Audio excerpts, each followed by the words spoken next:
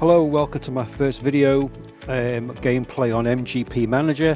This is a new game. I thought I'd just give a quick run through about starting a new game and some of the start game options that are available to you. So obviously new game, load game, exit game.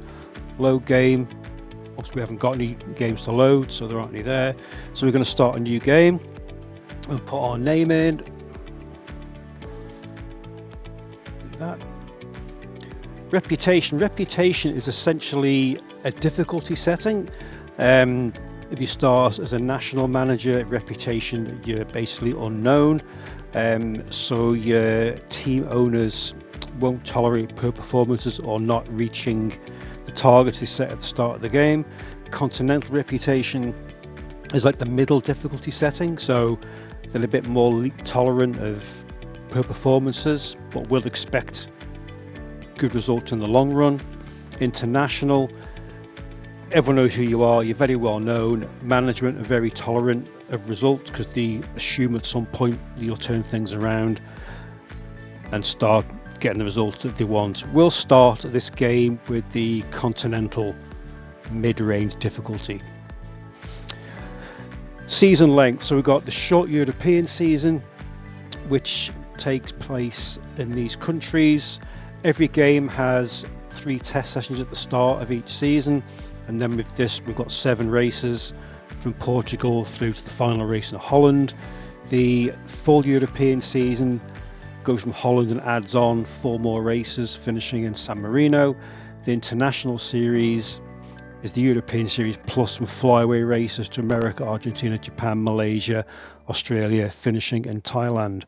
We'll start, for the purposes of this demonstration, full European season. Continue. This is where we choose our class and our team that we're going to be managing. There's a data editor I'll cover in a separate video, but basically you can change all of these team names, the riders, the personnel. If you want to mirror real life motorcycle racing, the editor will allow you to do that, but we're not going to do that today. 3 classes. MGP3 is the lower class. They all have different rules. So this one is a 250cc 4-stroke engine. Minimum bike weight of the bike is that. Engine power, top speed approximately 240 kilometers an hour. More detailed rules. It tells you about what you can and can't upgrade during the season, and the age of the riders. They have to be a minimum and a maximum to compete in this class. MGP2, bigger engines, heavier bikes, faster. The rules obviously change. You can upgrade more things on MGP2. MGP1 are the really big ones, 340 kilometers an hour plus, really powerful motorcycles. Anything can be changed on these, but rider must be 19 years or older to ride in this class. We'll go 2, MGP2. Each class or team down the side here has different ratings of machine performance, rider quality, staff, and final team rating overall at the bottom. And you can cycle through those, find one that you like. We'll go with the Circle Grand Prix team. Confirm. Intro from the management tells you what they expect you to do. So we've got top 11 of the team. There's only 12 teams, so that should be quite straightforward, you would think. Top 19 out of 24 in the Riders' Championship. So again, we feel we should be able to, I feel we should get at least one rider in the top 19. Bit of an introduction, and then we go through to start the game. So, team home screen, run through the buttons at the top.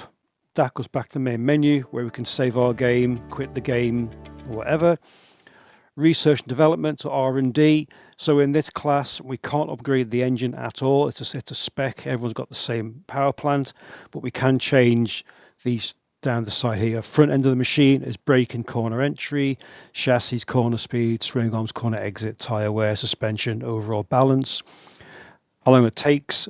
The lower the current level is, the quicker it can upgrade and the cheaper it costs to upgrade as well. So bear that in mind when we're doing that. Finances tells you about how much money your team's got. So our current balance is just under $3.5 million. Our expenditure before we start on wages alone is $750,000. Obviously, we'll accrue expenses as we upgrade the machine, and we hopefully will win money after each race. On that one, rider market, all the riders in the game through here. All these stats are blank until we scout them. So there's nothing much to see on that one. Staff market, these are the staff you can have. So we've got chief engineers, electronics engineers, chassis engineer, suspension engineer, or scouts. And again, how old they are and their rating is again down the side. And there's pages of each staff category. You can browse and try and upgrade your team that way. Contracts. This is who we've got in our team currently. There are 2 riders, and these run through our staff and our talent scout. Next season, everyone starts the game on a 2-year deal, unless we terminate their contract. So that's the same. The watch list, if we add a rider to a watch list, they'll appear here. We can scout the rider and we get a scout report, which we can access to see how they're doing. Team merchandise, we can buy branded merchandise to sell at race weekends, okay?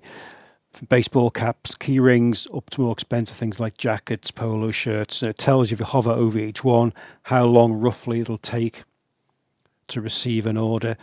There's a minimum balance for each team.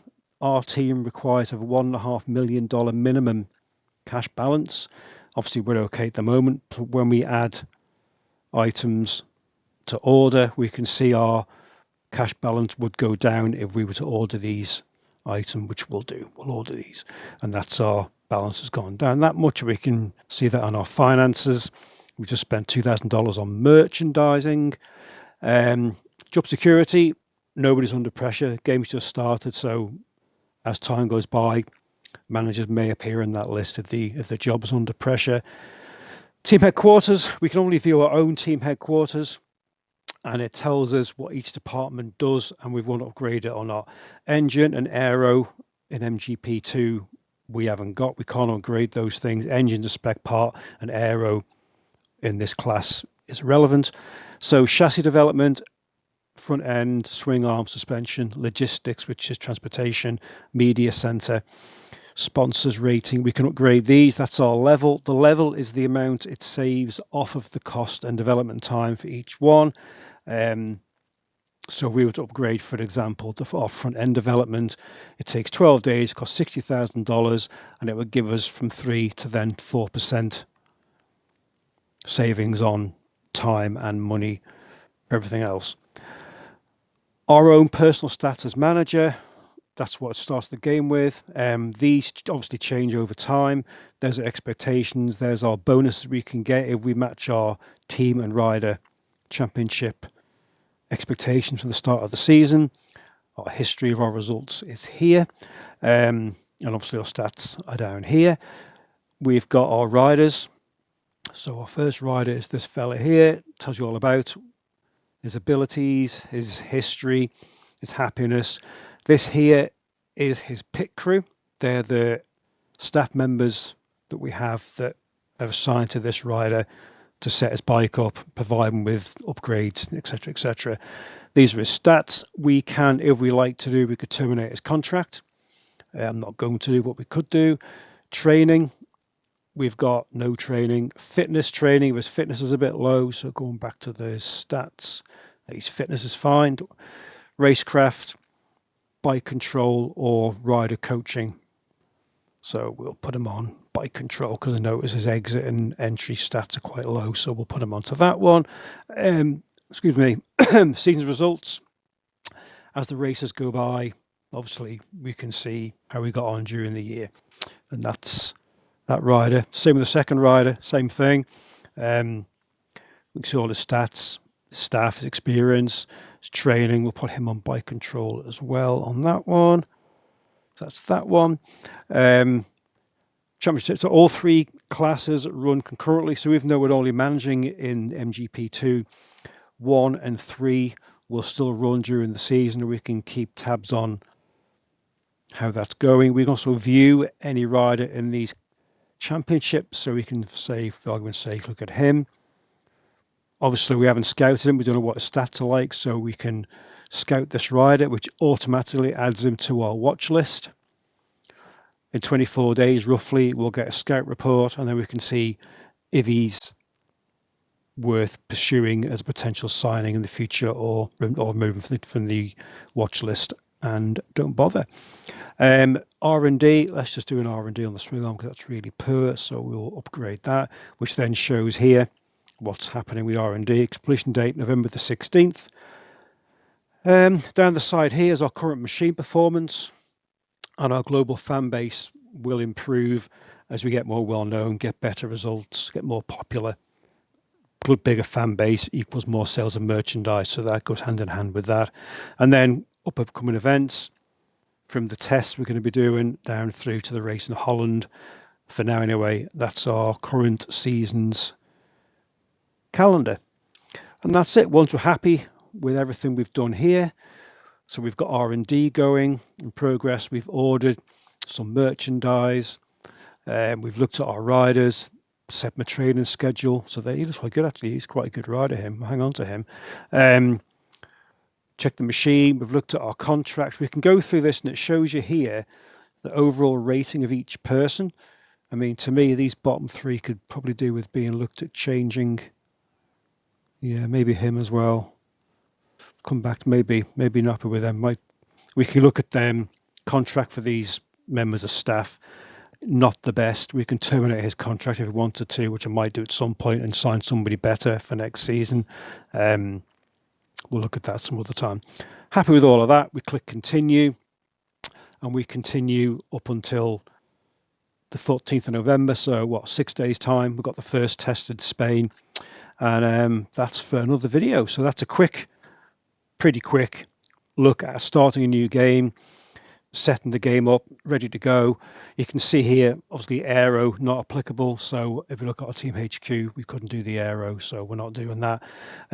Engines, every team you'll see in this category has got the same engine. So everyone's got output 18, delivery would be 11. So any other team, Rooster Racing, 18, 11. These will change. We go back to our own team, we'll probably see these four stats here will change, but the power, so the engine's the same, and there's no aero. So we can just see